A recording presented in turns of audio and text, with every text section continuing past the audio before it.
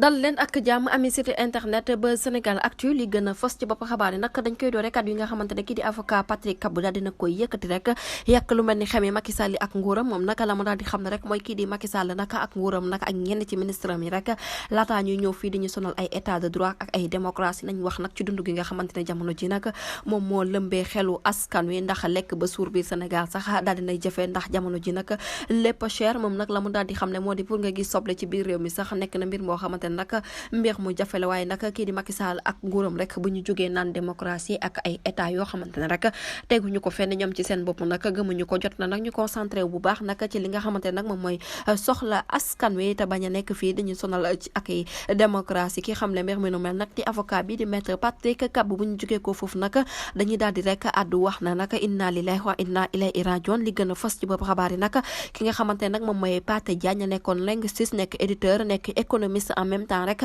dafa daal di ñàkk bakkanam ni ki tey ci àllarba ji rek yemoo ñaar fukki fan ak ñett foofa ca Ndakaaru ñu fàttali leen nag moom nag ma nga gën a si àdduna fi nga xamante ne moom mooy ca Ndar ci atum 1934 mu nekkoon nag ab intellectuel bu mag a mag ak nekkoon koo xamante ne rek kàngam dëgg la rek ci wàllum langage mu nekkoon ci wetu Cheikh Anta Diop ak kii di Ousmane Sembène bu yàggu rek daal di woon nañ organiser nag benn mbir moo xamante ne rek kii di Cheikh Anta Diop nag la ko daal di jagleeloon moom mi nga xamante ne nag moom mooy Pathé Diagne ni ki tey jii rek la daal di génn àdduna ñu ngi koy jaale bu baax ay mbokkam di ko jaale képp koo xamante ne rek yaa ngi yëngatu ci wàllum littérature du ñàkk rek dinañ ci ñëwaat ci yeneen jotay xabaar jërë ngeen jëf ci teewlu bi bu leen fàttee di abonné bés cloche de notification ngir amaat yeneen i info